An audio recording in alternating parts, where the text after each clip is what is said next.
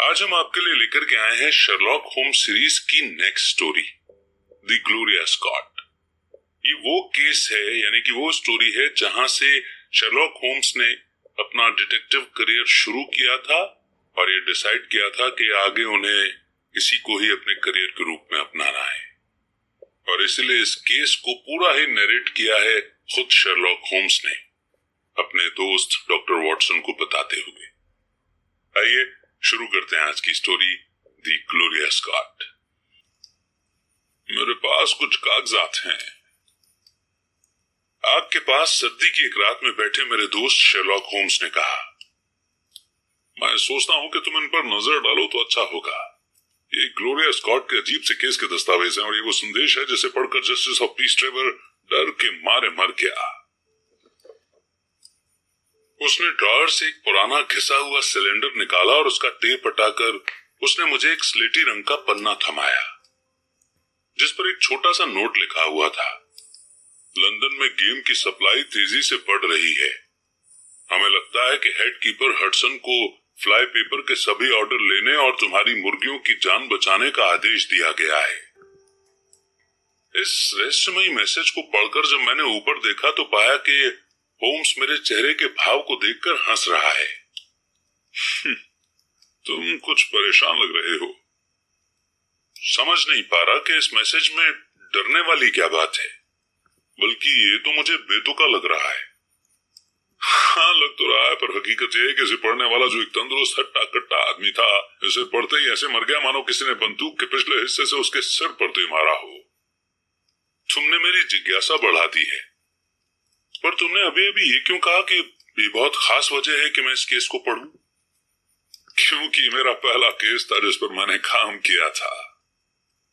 कई बार मैंने अपने दोस्त से उगलवाने की कोशिश की थी कि उसे अपराध की दुनिया पर रिसर्च करने की प्रेरणा सबसे पहले कैसे मिली थी, पर मैंने उसे पहले कभी भी इस तरह मजाक के मूड में नहीं देखा था।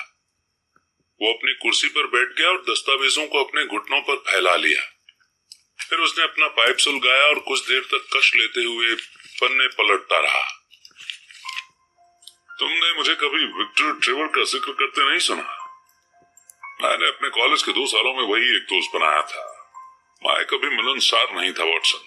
मुझे अपने कमरे में सोच में डूबे रहना पसंद था, इसलिए मैं अपने साथ पढ़ रहे लोगों से ज्यादा मिला जुला नहीं। बॉक्सिंग और फेंसिंग के अलावा मुझे खेल कूद में दिलचस्पी नहीं थी और मेरा सब्जेक्ट भी उनसे इतना अलग था कि हमारे बीच संपर्क का कोई कारण नहीं था। एक ट्रेवर ही था जिसे मैं जानता था, वो भी इसलिए कि एक सुबह जब मैं चैपल जा रहा था तो उसके बुल टेरियर कुत्ते ने मेरी एड़ी पर अपने दांत जड़ दिए। दोस्ती करने का ये बड़ा नीरस तरीका था, लेकिन ये असरदार था। मैं 10 दिनों तक बिस्तर पर पड़ा रहा, लेकिन ट्रेवर मेरा हाल चाल जानने आया करता था।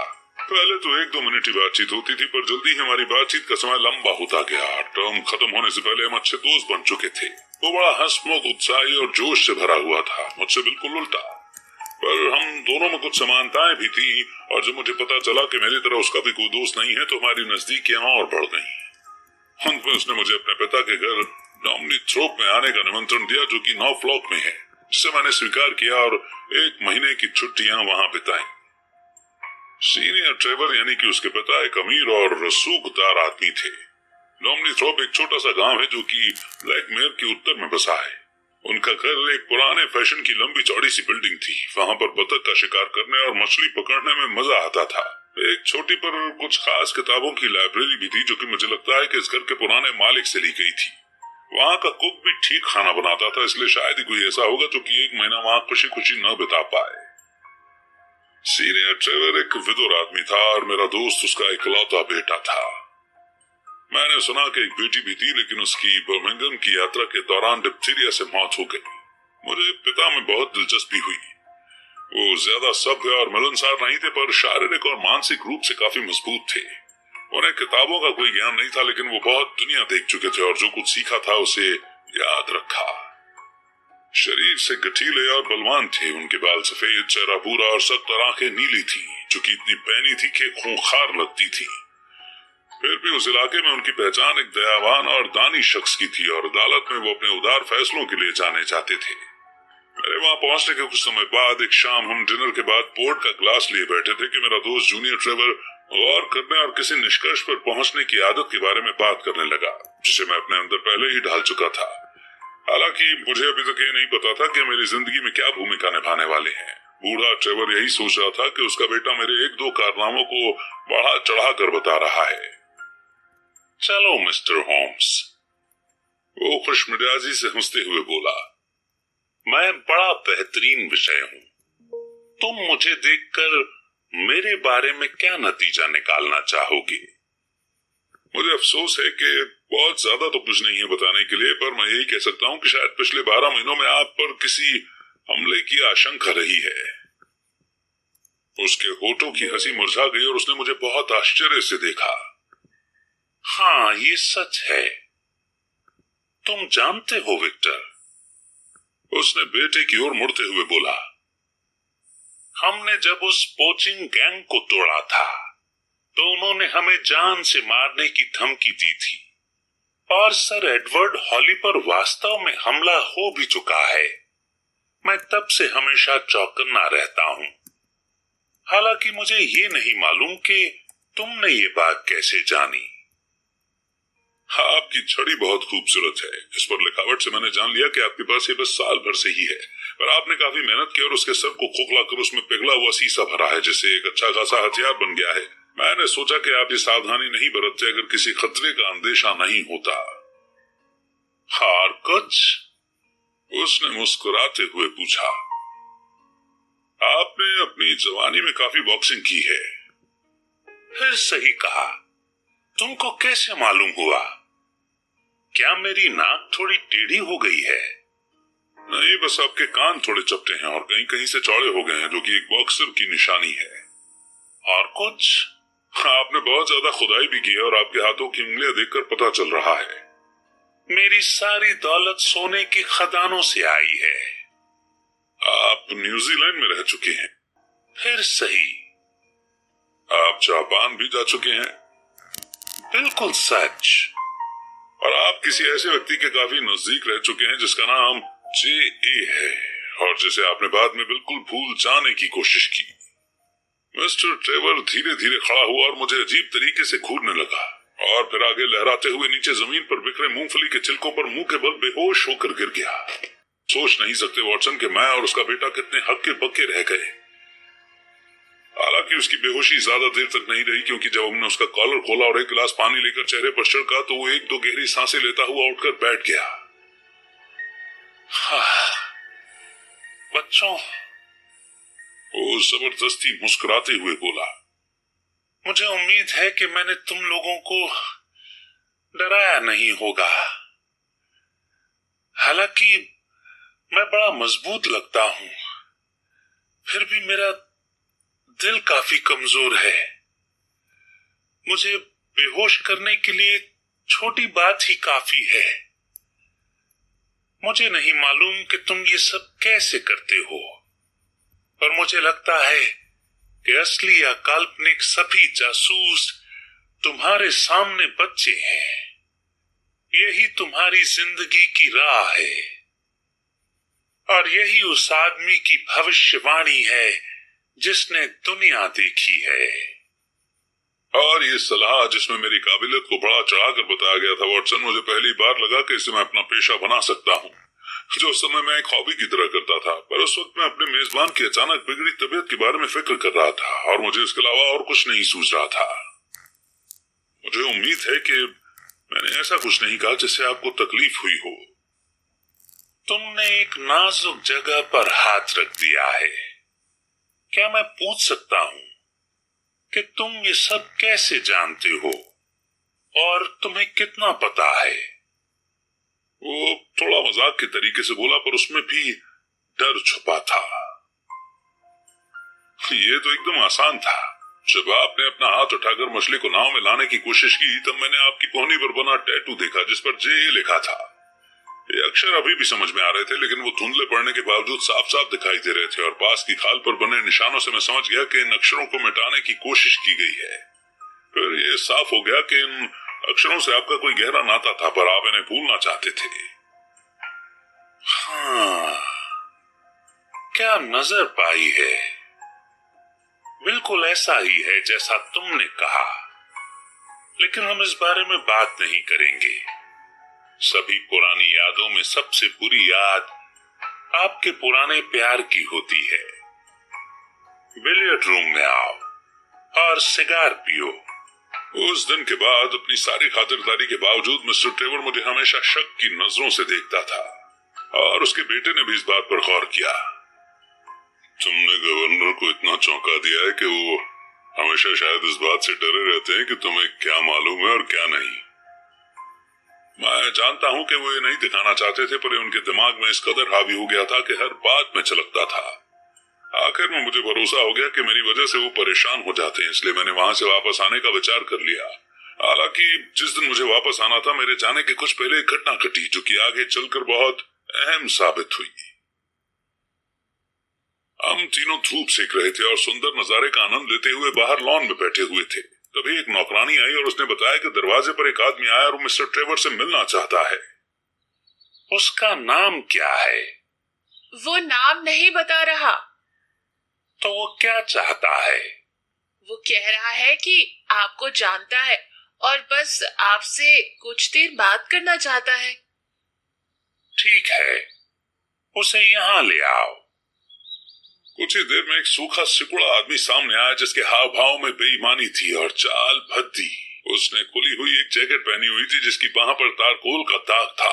वो लाल और काले रंग की चेक शर्ट, डंगरी पैंट और भारी घिसे हुए जूते पहने था। उसका चेहरा पतला, धूप से झुलसा और काला था, जिस पर हमेशा मुस्कान रहती थी और जिससे उसके पीले उबड़ खाबड़ दांत दिख रहे थे और झुर्रीदार हाथ नाविकों की तरह से आधा बंद थे। जब वो लॉन से होता हुआ हमारी ओर आ रहा था तो मैंने मिस्टर ट्रेवर के गले से हिचकियों की सी आवाज निकलते सुना और वो अपनी कुर्सी से उछलकर अंदर चले गए। कुछ देर बाद वो वापस आए। जब वो मेरे पास से गुजरे तो उनके मुंह से ब्रांडी की तेज महक आ रही थी। ओके मेरे दोस्त, मैं तुम्हारे लिए क्या कर सकता हूं? उन्होंने उस आदमी से कहा। नाविक खड़े खड़े उसे अपनी तनी हुई आंखों से देखता रहा। उसके चेहरे पर वही लटके होठों वाली मुस्कान थी। आप मुझे नहीं जानते। क्यों नहीं? तुम तो हडसन हो ना? हडसन ही हूं सर। शायद 30 से भी ज्यादा सालों से आपको देख रहा हूं। आप यहाँ अपने घर में बैठे हो और मैं अब भी नाविक बना दर दर भटक रहा हूं। ओह, तुम देखोगे कि मैं अपने पुराने दिनों को भूला नहीं हूं, मिस्टर ट्रेवर ने कहा। और नाविक की ओर जाते हुए ट्रेवर ने धीरे से कुछ कहा। किचन में चले जाओ। और फिर ऊंची आवाज में बोलना जारी रखते हुए बोला, तुम्हें खाना और पीना मिलेगा, इसमें कोई शक नहीं है कि मैं तुम्हारे लिए कुछ न कुछ काम ढूंढ लूंगा। आपकी बड़ी मेहरबानी सर। अपने माथे की लट को घुमाते हुए नाविक बोला, मैं 2 साल से एक बहुत धीमे चलने वाले जहाज में बिता कर आ रहा हूं, जहां मैंने बहुत मेहनत की और अब मुझे आराम चाहिए। मैंने सोचा या तो मुझे मिस्टर बेडोस के यहाँ मिलेगा या आपके पास। तुम्हें पता है मिस्टर बेडोस कहाँ है? सर, मैं जानता हूँ मेरे सारे पुराने दोस्त कहाँ हैं। उस आदमी ने शैतानी मुस्कुराहट से कुछ कहा और फिर धीरे धीरे नौकरानी के पीछे किचन में चला गया। मिस्टर ट्रेवर बुदबुदाए कि कैसे वो इस आदमी के साथ एक ही नाव में जब वो खदानों की ओर वापस जा रहे थे और फिर हमें लॉन में छोड़कर वो अंदर चले गए। 1 घंटे बाद जब हम घर में गए तो हमने उन्हें डाइनिंग रूम के सोफे पर नशे में धुत लेटे हुए पाया। इस पूरी घटना से मुझे बड़ा बुरा लगा और अगले दिन डोमनी थ्रोप छोड़ते समय मुझे कोई दुख नहीं हो रहा था, क्योंकि मुझे लग रहा था कि मेरी मौजूदगी ही मेरे दोस्त को शर्मिंदा कर रही है। ये सब हमारी लंबी छुट्टियों के पहले 1 महीने में हुआ। मैं लंदन अपने कमरे में लौट आया, जहां मैंने 7 हफ्ते और ऑर्गेनिक केमिस्ट्री पर कुछ एक्सपेरिमेंट करते हुए बिताए। पर एक दिन जब छुट्टियां खत्म होने को थी तो मुझे मेरे दोस्त डोमनी थ्रोप से वापस आने का तार मिला। उसमें लिखा था कि उसे मेरी मदद और सलाह की जरूरत है। जाहिर है कि मैं सब कुछ छोड़कर एक बार फिर से उत्तर की ओर निकल पड़ा। वो मुझे स्टेशन पर लेने आया। मैंने एक नजर में देखा कि पिछले 2 महीने उसके लिए बड़ी मुश्किल से गुजरे हैं। वो पतला और परेशान लग रहा था और उसका चंचल मिजाज गायब था, जो कि उसकी पहचान रही थी। गवर्नर मर रहे हैं, ये उसके पहले शब्द थे। इम्पॉसिबल। क्या हुआ? घबराहट से उन्हें दौरा पड़ा है। वो पूरा दिन इसी हाल में है। मुझे डर है कि हम उन्हें जिंदा नहीं पाएंगे। जैसा कि तुम सोच रहे हो वॉटसन, ये खबर सुनकर मैं दंग रह गया। और इसकी वजह क्या थी? ओह, यही तो वो बात है। अंदर आ जाओ, हम ड्राइव करते करते इस बारे में बात कर सकते हैं। तुम्हें वो आदमी याद है जो उस शाम तुम्हारे जाने से पहले आया था? हाँ, बिल्कुल अच्छे से। तुम्हें मालूम है उस दिन हमने किसे घर अंदर आने दिया? नहीं, मुझे नहीं मालूम। वो शैतान था होम्स। मैंने हैरानी से उसकी ओर देखा। हाँ, वो शैतान ही था। तब से हमारा 1 घंटा भी चैन से नहीं बीता है, एक भी नहीं। उस शाम के बाद गवर्नर ने एक बार भी अपना सिर नहीं उठाया है और अब उनकी जान पर पनाही है। और उनका दिल इस धूर्त हडसन ने तोड़ दिया है।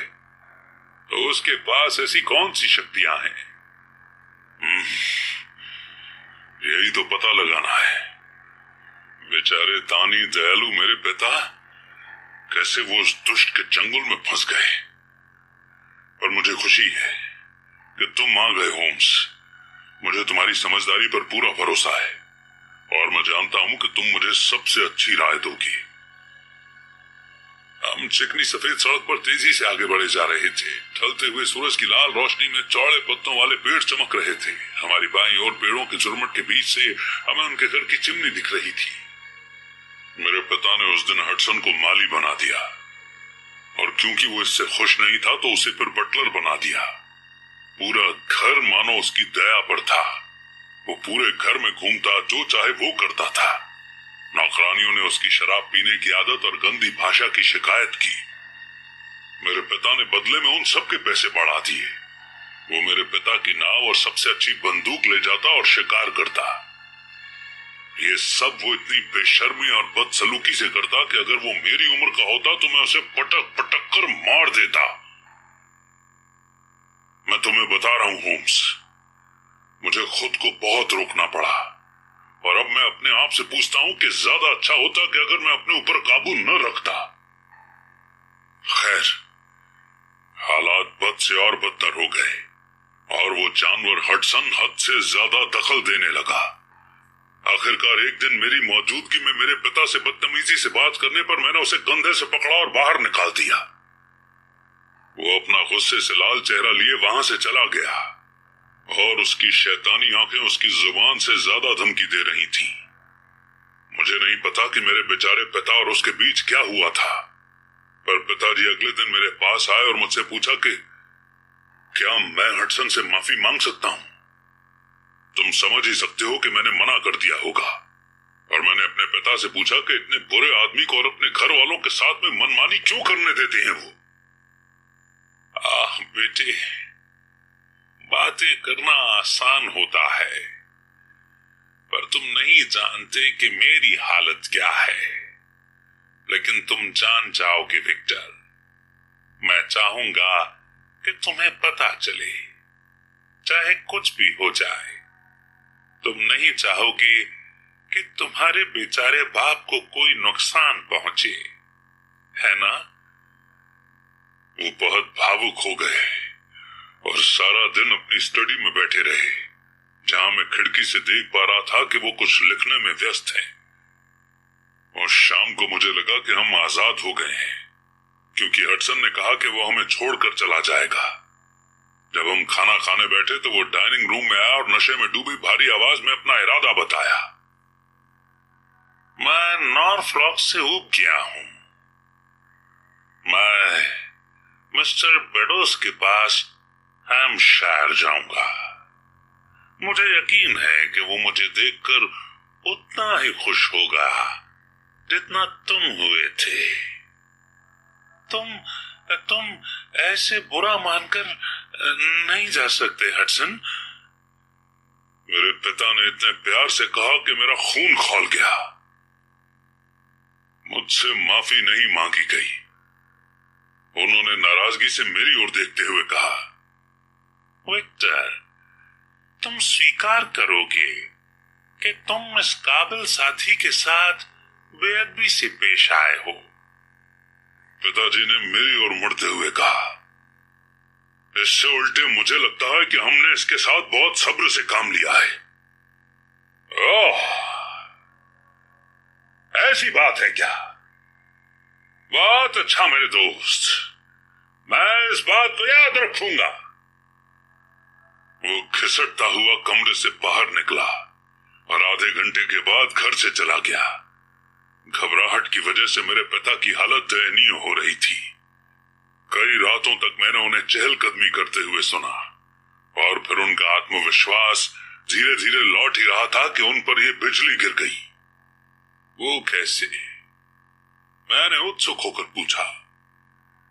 एक बहुत ही अनोखे अंदाज में कल शाम मेरे पिता के पास एक लेटर आया जिस पर फोर्डिंग ब्रिज की मोहर लगी हुई थी। मेरे पिता ने उसे पढ़ा और दोनों हाथ सर पर पीटे और कमरे के चक्कर लगाते हुए ऐसे दौड़ने लगे मानो सुध बुध खो चुके हों। आखिर में जब मैंने उन्हें पकड़कर सोफे पर बिठाया तो उनका मुंह और आंखें एक तरफ मुड़ी हुई थी और मैंने देखा कि उनको लकवा मार गया है। डॉक्टर फोर्डहैम तुरंत आए और हमने उन्हें बिस्तर पर लेटाया, पर लकवा फैल चुका था। उनके होश में आने के कोई आसार नहीं दिख रहे थे और मुझे लगता है कि अब वो शायद ही बच पाएंगे। तुम मुझे डरा रहे हो ट्रेवर। तो इसमें ऐसा क्या लिखा था जिसका इतना खौफनाक नतीजा निकला? कुछ भी नहीं, और यही तो समझ से परे है। इसमें लिखा मैसेज एकदम बेतुका और बेमतलब था। हे भगवान, वही हुआ जिसका मुझे डर था। इसी बीच हम घर के नजदीक आ चुके थे और ढलती रोशनी में देखा कि घर में पर्दे डाले जा चुके हैं। जैसे ही हम घर के दरवाजे की तरफ भागे, मेरे दोस्त का चेहरा दुख से लटक गया। काले कपड़े पहने एक आदमी दरवाजे से निकला। ये कब हुआ डॉक्टर? ट्रेवर ने पूछा। तुम्हारे जाने की फौरन बाद। क्या उन्हें कभी होश आया था? हाँ, आखिरी सांस लेने से पहले, बस कुछ देर के लिए। मेरे लिए कोई मैसेज? सिर्फ इतना कि पेपर जापानीज कैबिनेट के पिछले ड्रॉर में है। मेरा दोस्त उस डॉक्टर के साथ पिता के कमरे में गया जबकि मैं स्टडी में ही था और पूरे मामले पर विचार करने लगा। इतना परेशान मैं जिंदगी में कभी नहीं हुआ था। इस ट्रेवर का पास्ट क्या था? बॉक्सर, ट्रेवलर, सोने की खान में काम करने वाला, और वो इस धूर्त नाविक के चंगुल में कैसे फंस गया था? और क्यों वो फोर्डिंग ब्रिज से आया हुआ लेटर पढ़कर खौफ से मर गया? तब मुझे याद आया कि फोर्डिंग ब्रिज हैम्पशायर में है और वो मिस्टर बेडोस, जिसे शायद नाविक मिलने और ब्लैकमेल करने गया है, ने बताया कि वो भी हैम्पशायर में रहता है। इसलिए वो लेटर या तो नाविक हडसन ने ये बताने के लिए भेजा था कि उसने कोई शर्मनाक राज खोल दिया है, या फिर वो मिस्टर बेडोस ने भेजा था जो अपने पुराने साथी को आगाह कर रहा था कि कोई ऐसा राज खुलने वाला है। इतनी बात तो साफ थी, लेकिन फिर वो लेटर बेतुका और बेमतलब कैसे हो सकता है, जैसा कि उसके बेटे ने बताया? उसने जरूर इसका मतलब सही से नहीं समझा। अगर ऐसा है तो वो जरूर कोई ऐसा सीक्रेट कोड रहा होगा जो दिखता कुछ और है और उसका मतलब कुछ और होता है। मुझे वो लेटर देखना होगा। अगर उसमें कोई ऐसी बात छुपी हुई होगी तो मुझे भरोसा था कि मैं उसका पता लगा लूंगा। 1 घंटे तक मैं गंभीर होकर उस पर विचार करता रहा। तभी एक नौकरानी रोती हुई लैंप लेकर आई और उसके ठीक पीछे मेरा दोस्त ट्रेवर आया। उसका चेहरा अभी भी मुरझाया हुआ था, पर वो संभला हुआ था।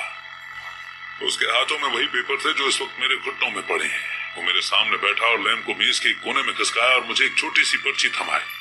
अब जैसा कि तुम देख सकते हो, उसमें लिखा है, लंदन में गेम की सप्लाई तेजी से बढ़ रही है। हमें लगता है कि हेड कीपर हडसन को फ्लाई पेपर के सभी ऑर्डर लेने और तुम्हारी मुर्गियों की जान बचाने का आदेश दिया गया है। जब मैंने इस मैसेज को पहली बार पढ़ा तो मेरा भी चेहरा तुम्हारी तरह उलझन में पड़ गया। मैंने इसे फिर से ध्यान से पढ़ा। ये बिल्कुल वैसा ही था जैसा मैंने सोचा था, और जरूर इन अजीब से शब्दों के पीछे कोई राज छिपा है। और ये भी हो सकता है कि इन शब्दों में जैसे कि फ्लाई पेपर और मुर्गियों का मतलब पहले से ही तय किया गया हो। इनका मतलब कुछ भी हो सकता है और उसका पता नहीं लगाया जा सकता।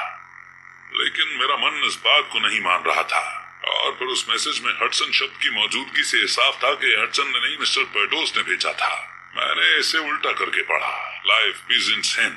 पर इस शब्द से कुछ भी सफलता हाथ नहीं लगी।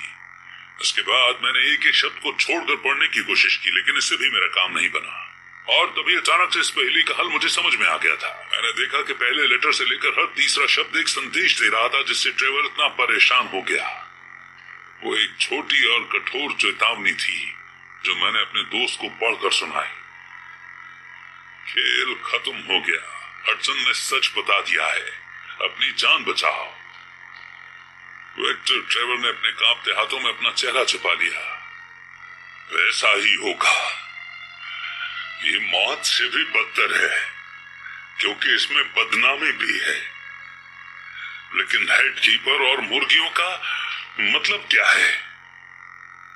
उस मैसेज में शब्द बेमतलब हैं, पर ये हमारे बड़े काम के हो सकते हैं, क्योंकि हमें भेजने वाले के बारे में कुछ भी नहीं पता है।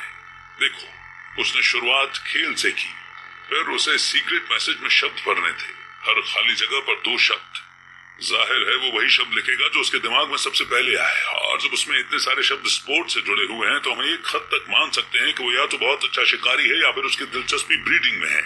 क्या तुम बेडोस के बारे में कुछ जानते हो? अब क्योंकि तुमने जिक्र छेड़ ही दिया है तो मुझे याद आया कि मेरे बेचारे पापा को हर गर्मियों में उसके यहाँ शिकार करने का न्योता मिलता था। तो इसमें कोई शक नहीं कि ये पर्ची वहीं से आई है। बस अब ये पता लगाना बाकी रह गया है कि वो राज क्या था जिससे नाविक हडसन 2 दौलतमंद और इज्जतदार लोगों पर हावी हो गया था। हाँ होम्स, मुझे डर है कि ये वही पाप और बदनामी की बात है, लेकिन मैं तुमसे कुछ नहीं छुपाऊंगा। ये वो बयान है जो मेरे पिता ने लिखे थे जब उन्हें पता चला कि हडसन से खतरा सर पर मंडरा रहा है। मुझे जापानीज कैबिनेट में मिले, जैसा कि उन्होंने डॉक्टर को बताया था। ये लो और इन्हें पढ़कर सुनाओ, क्योंकि ना तो मुझ में इतनी ताकत है और ना ही हिम्मत कि मैं इन्हें खुद पढ़ूं। यही वो कागजात हैं वॉटसन जो उसने मुझे दिए थे, और मैं तुम्हें इन्हें पढ़कर सुनाता हूँ, जैसे मैंने उस रात उसे पुरानी स्टडी में पढ़कर सुना है। तुम देख सकते हो कि बाहर लिखा हुआ है, ग्लोरिया स्कॉट नाम के जहाज को फैलमाउथ 8 अक्टूबर 1855 को छोड़ने से लेकर 6 नवंबर को north latitude 15 degree 20 and west longitude 25 degree 14 पर उसके तबाह हो जाने तक एक लेटर के रूप में है। इसमें इस तरह लिखा है, मेरे प्यारे बेटे, अब जबकि मेरी जिंदगी के आखिरी साल में बदनामी के दाग और काले हो चुके हैं, मैं तुम्हें पूरी सच्चाई और ईमानदारी से लिख सकता हूं कि ये कानून का डर नहीं है, न गांव में मेरी हैसियत खोने का, और ना ही मुझे ये जानने वाले लोगों की नजरों में मेरा गिर जाना है जो मेरा दिल तोड़ रहा है, बल्कि इस बात का है कि तुम्हें मेरी वजह से शर्मिंदा होना पड़ेगा। तुम मुझे प्यार करते हो और मैं उम्मीद करता हूं कि शायद ही कभी तुमने मेरी इज्जत न करने की वजह पाई हो, पर अगर वो राज खुलता है जिसकी तलवार हमेशा मेरे ऊपर लटकी है, तो मैं चाहूंगा कि तुम इसे पढ़ो और सीधा मुझसे ही जानो कि मैं कितना दोषी हूं। और अगर सब कुछ सही रहा, जो कि भगवान करे कि हो, तो ये पेपर अभी भी सही सलामत हो और तुम्हारे हाथ लग जाए। मैं तुम्हें तुम्हारी माँ की प्यारी यादों और हमारे बीच रहे प्यार का वास्ता देता हूं कि इन्हें जला देना और फिर कभी इसके बारे में मत सोचना। पर अगर तुमने ये पढ़ लिया है तो मुझे पता है कि मेरा चिट्ठा खुल चुका है और मुझे घसीट कर बाहर निकाल दिया गया है, या जिसकी उम्मीद ज्यादा है, क्योंकि तुम जानते हो कि मेरा दिल बहुत कमजोर है। मैं अपनी जुबान पर ताला लगाकर मौत की नींद सो रहा हूंगा। दोनों ही हालत में कोई भी बात छुपाने का समय खत्म हो चुका है, और हर शब्द जो मैं तुम्हें बता रहा हूं वो कड़वा सच है, और मुझे उम्मीद है कि तुम मुझे माफ कर दोगे। मेरे बच्चे, मेरा नाम ट्रेवर नहीं है।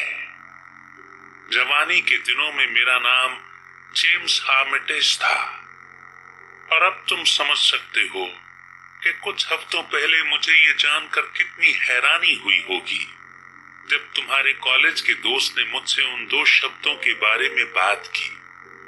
मुझे लगा कि वो मेरा राज जान चुका है।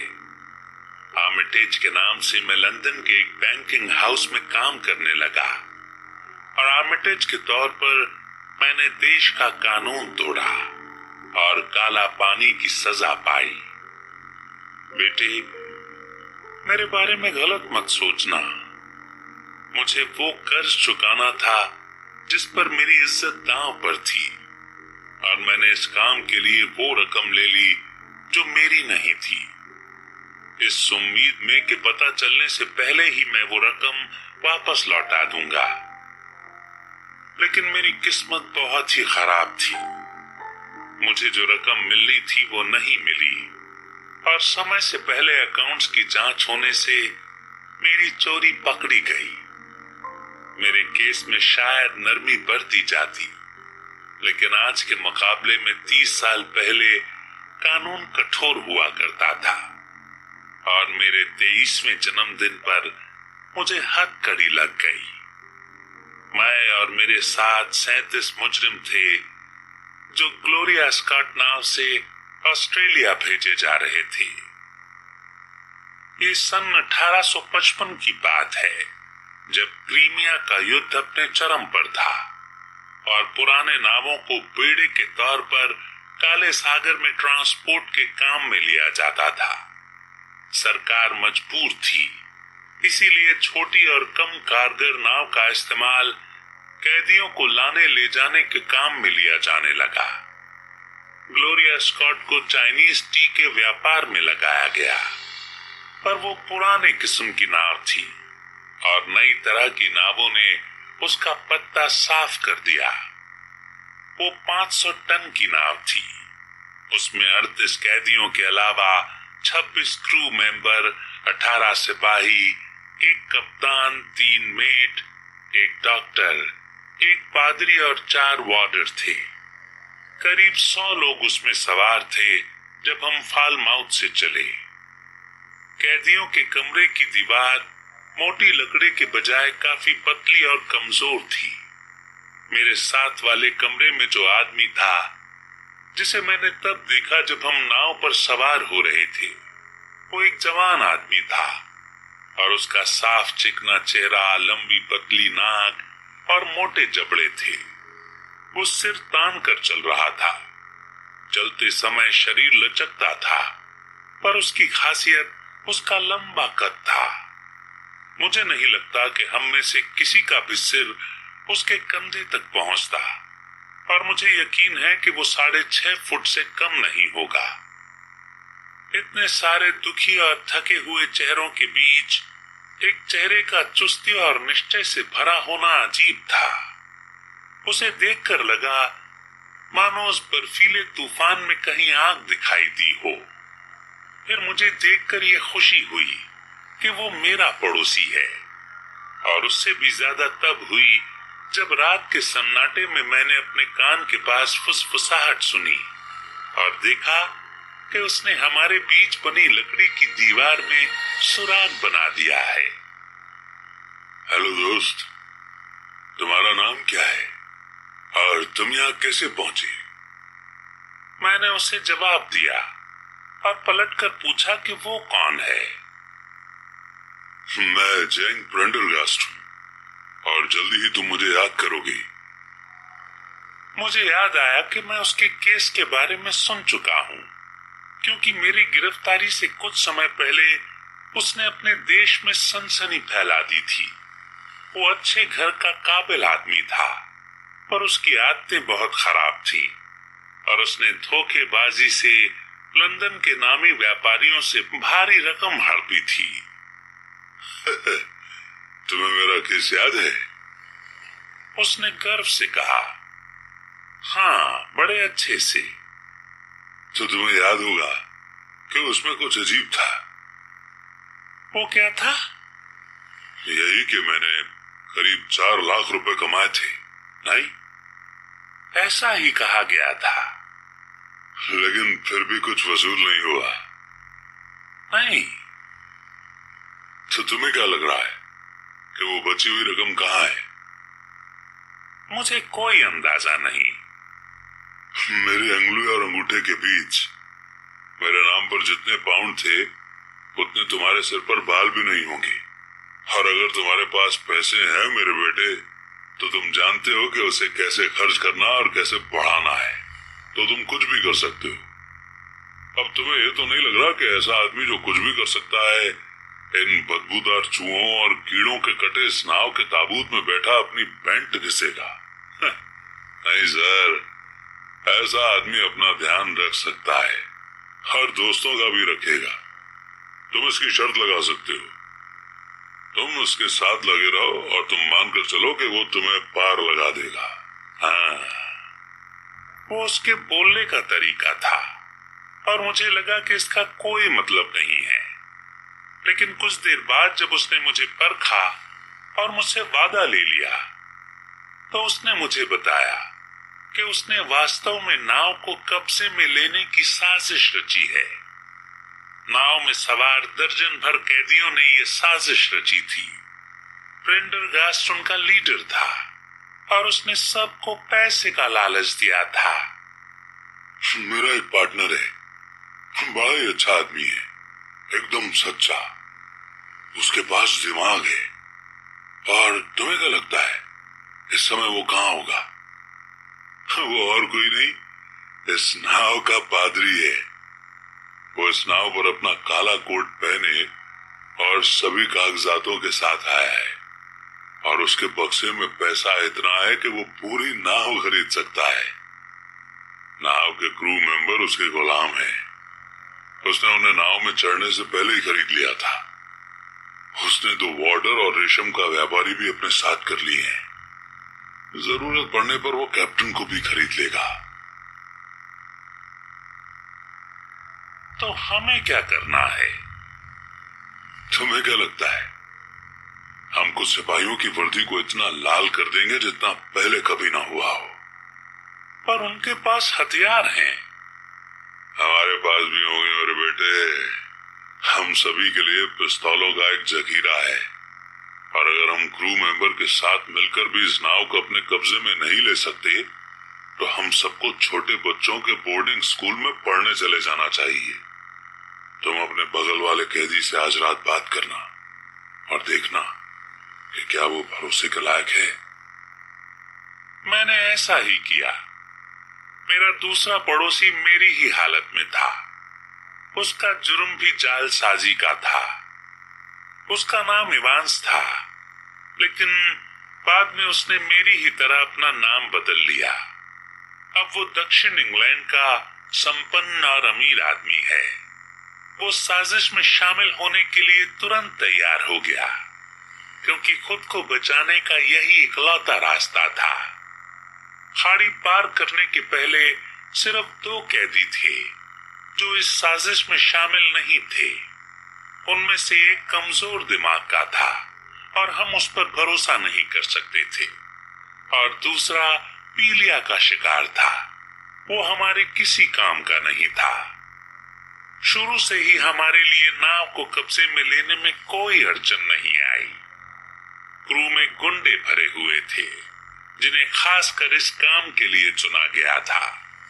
नकली पादरी भी हमारे सेल में उपदेश देने आया। उसके पास एक काला बैग था जिसमें धार्मिक किताबें होनी चाहिए थी, और वो इतनी बार आया कि तीसरे दिन हम सबके बिस्तर के नीचे एक फाइल, एक पिस्तौल, 1 पाउंड पाउडर और 20 कारतूस थे। 2 वार्डर प्रेंडरगास्ट के एजेंट थे और दूसरा मेट उसका बायां हाथ था। कैप्टन, 2 मेट, 2 वार्डर, लेफ्टिनेंट मार्टिन और उसके 18 सिपाही और डॉक्टर ही हमारे खिलाफ थे। हालांकि हमें कोई खतरा नहीं था। हमने तय किया कि हम कोई लापरवाही नहीं बरतेंगे और अपना हमला अचानक रात को करेंगे। हमला अचानक तो हुआ, पर हमारी उम्मीद से पहले ही, और कुछ इस तरह। एक शाम यात्रा शुरू होने के लगभग तीसरे हफ्ते में डॉक्टर एक बीमार कैदी को देखने आया और अपना हाथ उसके बिस्तर में रखने पर उसे पिस्तौलों की मौजूदगी समझ में आ गई।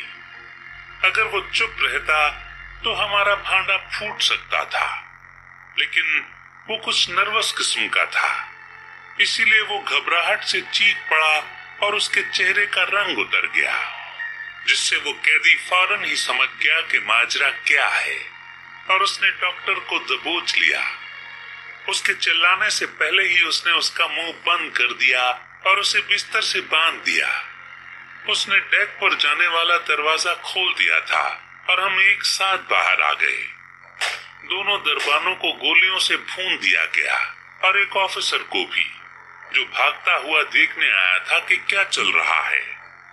स्टेट रूम के दरवाजे पर 2 और सिपाही थे और शायद उनकी बंदूकें भरी हुई नहीं थी, क्योंकि उन्होंने हम पर गोली नहीं चलाई, और जब वे अपनी बंदूकें ठीक कर रहे थे तभी उन पर गोलियां बरसा दी गईं।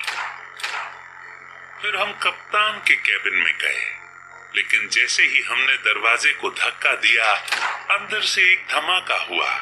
वहां उसका सिर अटलांटिक चार्ट पर पड़ा था, जिसे मेज पर पिन किया गया था, जबकि पादरी उसकी कोहनी के पास धुआं उड़ाती पिस्टल लिए खड़ा था। दोनों मेट को क्रू ने पकड़ लिया था और लग रहा था कि पूरा मामला निपट गया है। स्टेट रूम कैबिन के बगल में था और हम सब वहां जमा हो गए और वहां पड़े सोफों पर बैठकर बोलने लगे, क्योंकि ये सोचकर हम खुशी से पागल हो रहे थे कि हम फिर से आजाद हैं। वहां चारों ओर लॉकर थे और विल्सन। नकली पादरी ने उसमें से एक को तोड़कर ब्राउन शेरी निकाल ली। हमने बोतलों की गर्दनें तोड़ डाली और गिलासों में शराब उड़ेलकर पी ही रहे थे कि अचानक हमारे कानों में बंदूकों की गूंज सुनाई दी और कमरा धुएं से इतना भर गया कि हमें कुछ दिखाई नहीं दे रहा था। जब धुआं छटा तो हमने देखा कि कमरा तहस नहस हो गया है। विल्सन और 8 लोग फर्श पर एक दूसरे के ऊपर पड़े तड़प रहे थे और टेबल पर पड़े ब्राउन शेरी और खून के बारे में सोचकर मुझे आज भी उल्टी आने लगती है। हम उस नजारे से इतने खौफ में थे कि अगर प्रेंडरगास्ट नहीं होता तो हम सब ने हाथ खड़े कर दिए होते। वो सांड की तरह गुर्राया और दरवाजे की तरफ लपका। उसके पीछे जिंदा बचे बाकी लोग भी गए। हम बाहर दौड़े और देखा कि वहां एक लेफ्टिनेंट अपने 10 आदमियों के साथ खड़ा है। कमरे की मेज के ऊपर रोशनदान थोड़ा खुला हुआ था और उन्होंने वहां से हमारे ऊपर गोलियां बरसाई थी। इससे पहले कि वे अपनी बंदूकें फिर से भर पाते, हम उन पर हावी हो गए और वे बहादुरी से डटे रहे, पर हम उन पर भारी पड़े और 5 मिनट में ही खेल खत्म हो गया। उस नाव जैसा भयानक बूचड़ खाना किसी ने नहीं देखा होगा। प्रेंडरगास्ट गुस्से में पागल राक्षस जैसा था। उसने सिपाहियों को उठाकर यूं फेंक दिया जैसे कि वो उसके लिए बच्चे हों। एक सर्जेंट पूरी तरह जख्मी था और फिर भी काफी देर तक तैरता रहा। फिर किसी ने उस पर दया करके उसकी खोपड़ी गोली से उड़ा दी। जब लड़ाई खत्म हुई, हमारे दुश्मनों में वार्डर, मेट और डॉक्टर के सिवा कोई नहीं बचा था। उनके बीच लड़ाई छिड़ी। हम में से बहुत लोग वापस आजादी पाकर खुश थे और अपने ऊपर हत्या का बोझ नहीं डालना चाह रहे थे। बंदूकधारी सिपाहियों को मार गिराना एक बात थी और क्रूरता से लोगों को मारना दूसरी बात थी। हम में से 8 लोग, 5 कैदी और 3 नाविक ने कहा कि वे ये नहीं देख सकते, पर प्रेंडरगास्ट टस से मस नहीं हुआ और न उसके साथी। हम तभी बच सकते हैं जब हम सबका सफाया कर देंगे और हम एक भी जुबान को गवाही देने के लिए नहीं छोड़ सकते। बात इतनी बढ़ गई कि हमारी भी हालत बंधकों के जैसी हो गई। आखिर में उसने कहा कि अगर हम चाहें तो एक नाव लेकर जा सकते हैं, हमने इस मौके को हाथों हाथ लिया, क्योंकि हम पहले ही इस खून खराबे से तंग आ चुके थे और हम जानते थे कि हालात भयावह हो सकते हैं। हम में से हर एक को नाविक के कपड़े, एक पानी की बोतल, 2 डिब्बे, एक कबाड़ का और दूसरे में बिस्किट और कंपास दिया गया।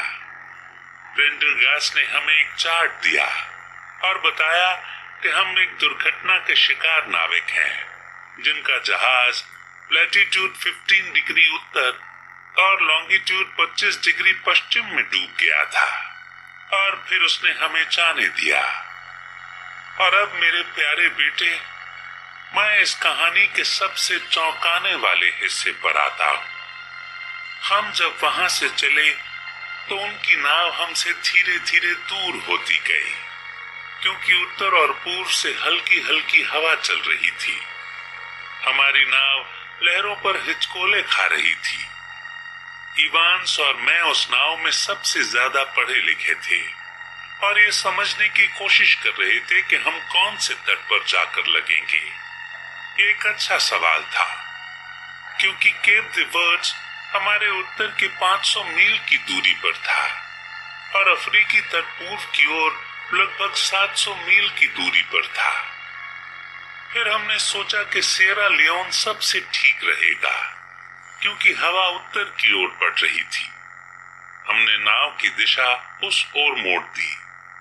कुछ ही देर में अचानक हमने मुड़कर देखा कि काले धुएं का बादल ग्लोरिया स्कॉट से उठा और आसमान में भयानक पेड़ की तरह छा गया।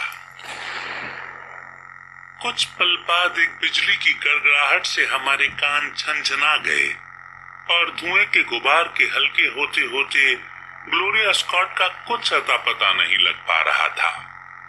फौरन ही हमने अपनी नाव मोड़ी और पूरी ताकत से उस जगह पहुंचे जहां पानी के ऊपर से उठता धुआं उस हादसे की जगह बता रहा था। हमें वहां पहुंचते पहुंचते 1 घंटा लग ही गया। पहले हमें लगा कि हमने आने में देर कर दी। यहाँ पर कोई भी जिंदा नहीं बचा होगा। एक टूटी नाव और लकड़ी के कई फट्टे तैरते दिखे, पर वो किसी के जिंदा बचने का कोई निशान नहीं था। और हम निराश होकर वहां से वापस जाने को हुए कि किसी को मदद की गुहार लगाते सुना। हमने देखा कि लकड़ी के फट्टों पर एक आदमी पड़ा हुआ है। जब हमने उसे अपनी नाव पर खींचा तो पता चला कि वो हडसन नाम का जवान नाविक है, जो इतना झुलसा और थका हुआ था कि अगली सुबह तक नहीं बताया कि हादसा कैसे हुआ था। ऐसा जान पड़ता है कि हमारे जाने के बाद प्रेंडरगास्ट और उसकी गैंग ने बचे हुए 5 कैदियों को मार डाला था। दोनों वार्डर को मारकर पानी में फेंक दिया था और इसी तरह तीसरे मेट को भी। फिर प्रेंडरगास्ट बीच वाले डेक पर गया और अपने हाथों से बेचारे सार्जेंट का गला काट डाला। सिर्फ पहला मेट बचा था, जो कि एक निडर और चुस्त आदमी था। जब उसने एक कैदी को खून से सना चाकू लिए अपने पास आते देखा तो उसने किसी तरह अपने हाथ खोले और नीचे दौड़ते हुए वो जहाज के एक भाग में घुस गया। दर्जन भर कैदी जो पिस्तौल हाथ में लेकर उसे खोजते हुए नीचे गए। उन्होंने देखा कि वो हाथ में माचिस लिए बारूद के बैरल के पास बैठा है, जो उन 100 बैरल में से था जो एक नाव पर मौजूद थे। वो कह रहा था कि अगर उसे किसी भी तरह से परेशान किया गया तो वो सबको उड़ा देगा। और कुछ देर बाद धमाका हुआ। हालांकि हडसन को लगा कि ये मेट के माचिस से नहीं बल्कि किसी कैदी की गोली से हुआ है, जो अपना निशाना चूक गया था। कारण जो भी हो, ये ग्लोरिया स्कॉट और उसमें सवार सभी लोगों का अंत था। इस तरह कुछ शब्दों में मेरे बेटे, ये उस भयंकर घटना की कहानी है जिसमें मैं भी शामिल था। अगले दिन हमें हॉटस्पर नाम के एक जहाज ने ढूंढ लिया जो ऑस्ट्रेलिया जा रहा था, जिसके कप्तान को ये मानने में कोई दिक्कत नहीं हुई कि हम उस जहाज के बचे हुए यात्री हैं जो डूब गया। ग्लोरिया स्कॉट के बारे में ये समझा गया कि वो समुद्र में खो गया है और उसकी असल कहानी के बारे में एक शब्द बाहर नहीं आया। एक शानदार यात्रा के बाद हॉटस्पर हमें सिडनी ले आया, जहां इवांस और मैंने नाम बदलकर खदान में काम करना शुरू किया और अलग अलग देशों से आई भीड़ में हमें अपनी पहचान छुपाने में कोई मुश्किल नहीं हुई। बाकी मुझे बताने की जरूरत नहीं है। हमने तरक्की की, हमने यात्राएं की, हम अमीर बनकर इंग्लैंड वापस आ गए, जहां हमने काफी जमीन खरीद ली। 20 साल से हम शांति और आराम की जिंदगी बिता रहे थे और हमने उम्मीद की थी कि हमारी पास्ट लाइफ दफन हो चुकी है। सोचो जरा मुझ पर क्या गुजरी होगी जब मैंने फौरन पहचान लिया कि जो आदमी हमसे मिलने आया था वो यही नाविक था जिसे हमने डूबते जहाज से बचाया था। उसने किसी तरह हमारा पता लगाया और हमारे डर पर जीने का विचार कर लिया। तुम अब समझ सकते हो कि किस तरह मैंने उसके साथ शांति बनाए रखने की कोशिश की, और कुछ हद तक तुम्हें मुझसे हमदर्दी भी होगी कि मैं किस डर में घिरा हुआ था।